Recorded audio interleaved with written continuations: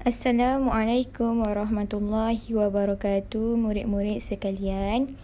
Hari ini Ustazah akan menerangkan tajuk solat fardu. Fiqh tahun 3. Okey.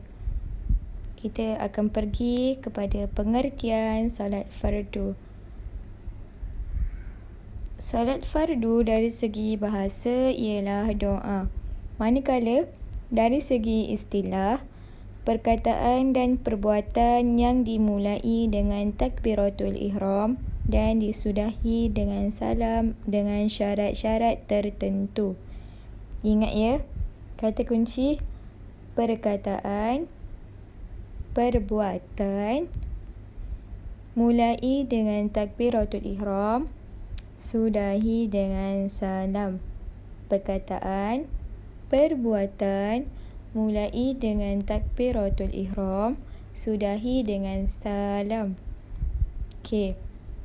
Seterusnya, kita lihat pula hukum solat fardu. Apakah hukum solat fardu? Solat fardu adalah wajib. Maka, jika seseorang itu meninggalkan solat fardu, hukumnya adalah berdosa besar.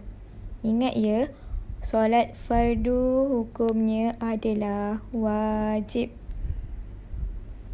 Okey, seterusnya kita lihat pula waktu solat fardu dan bilangan rakaatnya. Okay, murid-murid, tahukah murid-murid solat fardu ada 5 waktu. Pertama, subuh 2 rakaat, Zuhur 4 rakaat, Asar 4 rakaat, Maghrib 3 rakaat, Isyak 4 rakaat. Ustazah yakin semua ingat rakaat-rakaat solat fardu. Okey, seterusnya kita lihat waktu solat berikut. Lihat gambar. Okey, waktu solat subuh ni ketika terbitnya fajar siddiq. Maksudnya ketika mulanya terbit fajar siddiq, maka kamu diwajibkan untuk solat subuh. Sehinggalah waktu solat subuh tu sehinggalah terbitnya matahari. Okey. Manakala waktu zuhur pula ketika gelincir matahari sehingga asar. Di mana bila kamu lihat suatu objek tu sebagai contoh pokok, kamu lihat bayang-bayangnya sama seperti pokok tersebut, maka waktu itu adalah waktu solat zuhur. Okey, seterusnya asar, ketika matahari tu menyebabkan bayang-bayang sesuatu objek lebih panjang daripada objek asal. Bagaimana? Sebagai contoh, kamu letak batang pensel, sebatang pensel di bawah matahari. Kamu lihat bayang-bayangnya panjang daripada pensel tersebut. Pada waktu itu adalah waktu solat asar. Okey, seterusnya solat maghrib. Solat maghrib ni ketika terbenamnya matahari di paras laut sehinggalah hilang cahaya merah. Kalau kamu dapat perhatikan dekat luar, ketika maghrib tu kamu nampak ada satu cahaya ni berwarna merah. Okey. Yang terakhir, waktu isyak, solat isyak. Ketika selepas hilangnya cahaya matahari sehingga terbit fajar siddiq, bermakna pada waktu tersebut adalah waktu bagi solat fardu isyak. Okey, faham? Jelas? Okey, seterusnya kita akan lihat lafaz niat solat fardu. Okey. Pertama, solat subuh. Ikut sama-sama.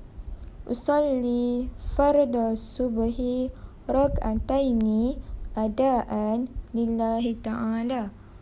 Ertinya, sahaja aku solat fardu subuh 2 rakaat tunai kerana Allah Ta'ala.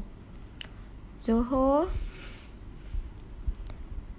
usolli fardhu zuhri 4 rakaatin adaan lillahi ta'ala.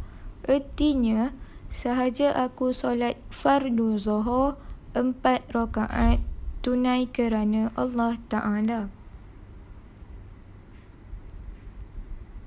Asar, usolli fardal asri 4 rakaatin adaan lillahi ta'ala.